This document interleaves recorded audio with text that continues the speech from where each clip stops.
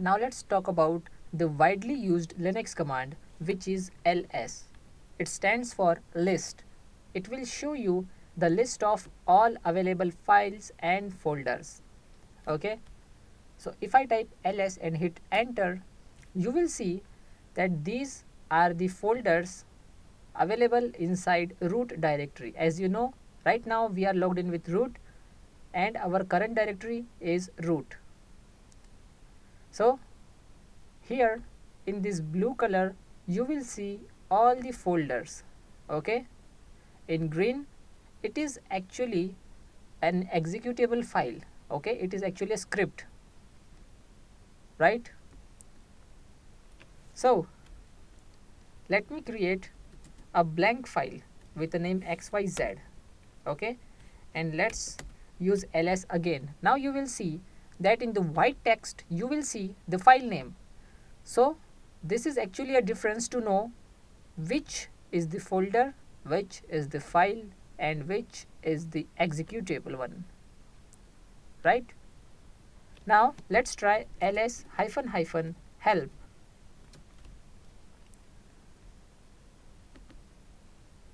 So here are all the available options we can use with the ls command, right?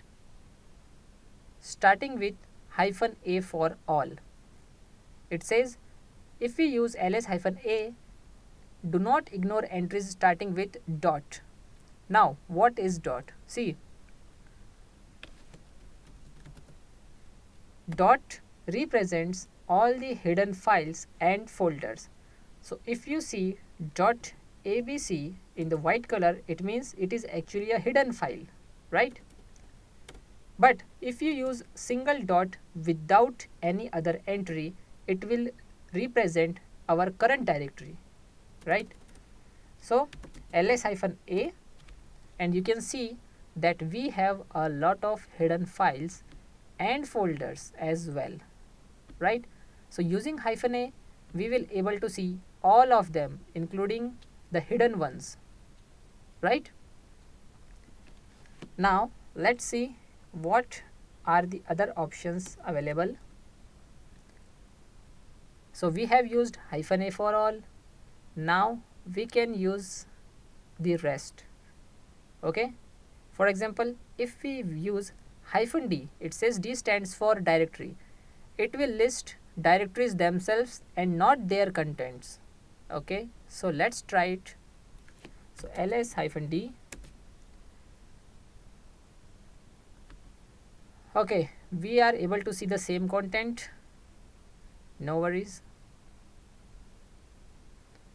Let's try the other options like -r for reverse. It will reverse the order while sorting. Okay, so for example, when we use ls, we will able to see the files and folders in order of their alphabet starting from A to Z. But if we use ls-r, it will reverse the result. See, we will able to see the file starting with X, and at last we will able to see desktop starting with D. So this is -r. Okay, so let's see the other options. So we have -i for inode. It will show the index number, so ls-i. So we will able to see their IDs as well along with their name, right? Then we have ls-l. It stands for long list. It will actually show us all the available files and folders along with their other informations. For example, here at first you will able to see permissions applied on that folder. We will learn about permissions in the coming lectures, but for now let's understand R stands for read, W stands for write, and X stands for executable. That's it for now. Okay, then you will able to see the owner of that directory and the user which has created that directory. In our case both are same, that is root. Okay, then their size and the date when they are created. Okay, actually I am using the pre-built virtual machine, that's why it is showing the older date, right?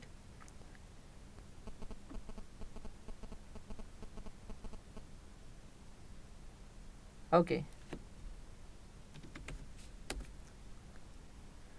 so this is our current date. So when we use date command, you will able to see the current date and time as well. Okay, so you have learned about ls command and date command as well. Also you can use date hyphen hyphen help. Okay, so you will see the so many options here. Okay, you can try them yourself, right?